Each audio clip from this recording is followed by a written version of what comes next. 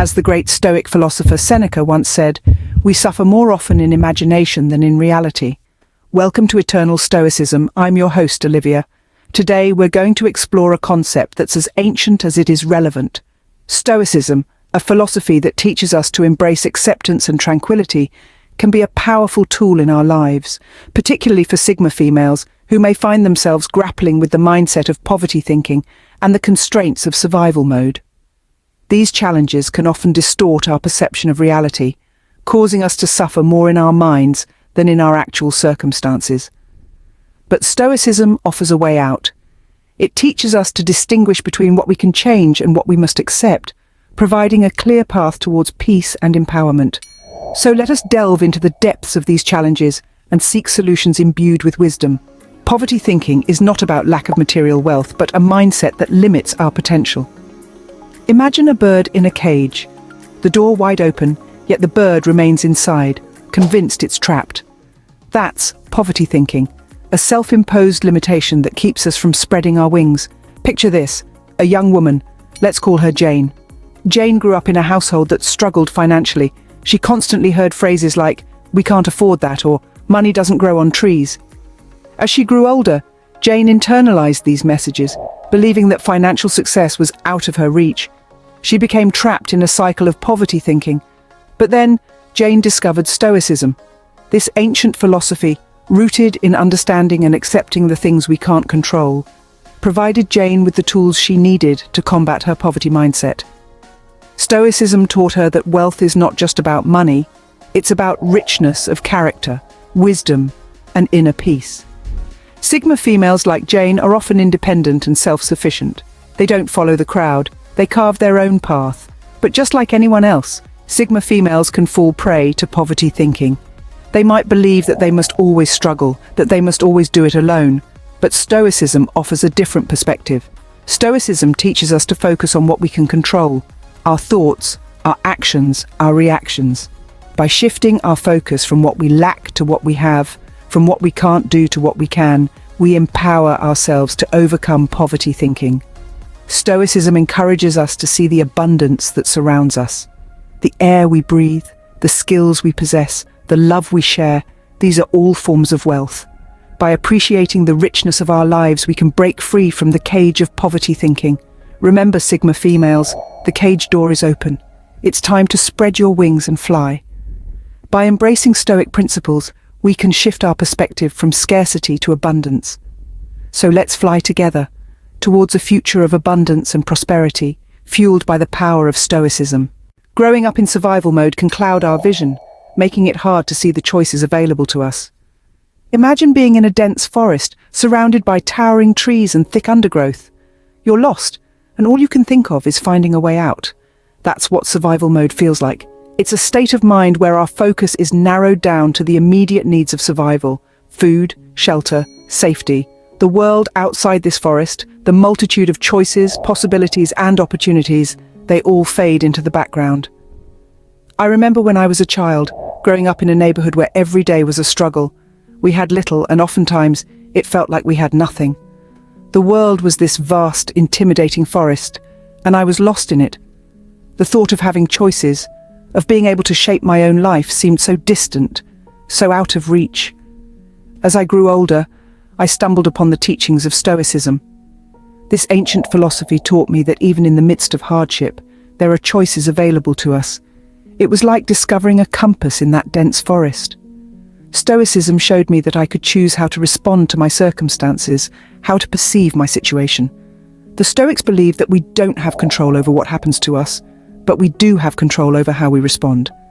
They taught me that my circumstances were not a life sentence, but a situation I could navigate through. I learned that I could choose to see my hardships not as obstacles, but as opportunities for growth and resilience. And that's the beauty of Stoicism. It allows us to see beyond the immediate, beyond the dense forest of survival. It helps us realize that we are not just passive recipients of life's challenges, but active participants who can make choices that shape our destiny. So, if you're stuck in survival mode, remember you have a compass. It may not immediately change your circumstances, but it can change your perception of them. By practicing Stoicism, we empower ourselves to see beyond our immediate circumstances and realize the choices that we have. In our increasingly connected world, many of us are feeling more alone than ever. As paradoxical as it might seem, the advent of technology has often left us more isolated rather than more connected. This sense of isolation is especially prevalent among Sigma females, who are known for their self-reliance and independence. These characteristics, while commendable, can sometimes lead to feelings of loneliness and disconnect. The loneliness epidemic is not to be taken lightly.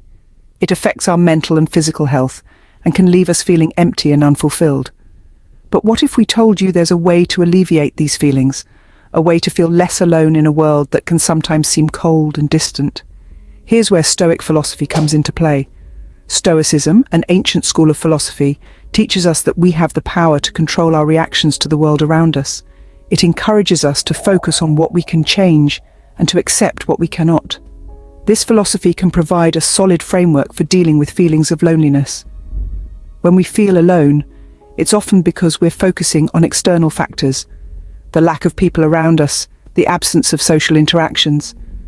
But Stoicism teaches us to turn inwards, to find contentment and peace within ourselves. It reminds us that our worth is not determined by the number of friends we have or the social events we attend, but by our own character and virtues. Stoicism also encourages us to practice gratitude. Instead of focusing on what we lack, in this case companionship, we should focus on what we have. This shift in perspective can help us feel less alone as we realize the abundance that already exists in our lives. Lastly, Stoicism teaches us the importance of community and connection. While it's true that we have the power to shape our own sense of belonging, it's also important to remember that we're part of a larger whole. We are interconnected with the world around us and with the people in it. Through Stoicism, we learn that we are never truly alone, and that we have the power to shape our own sense of belonging. So even in the midst of the loneliness epidemic, there is hope. There is a path to feeling less alone, and it starts with you. True wealth is not about accumulating material possessions, but about achieving harmony within ourselves and with the world around us.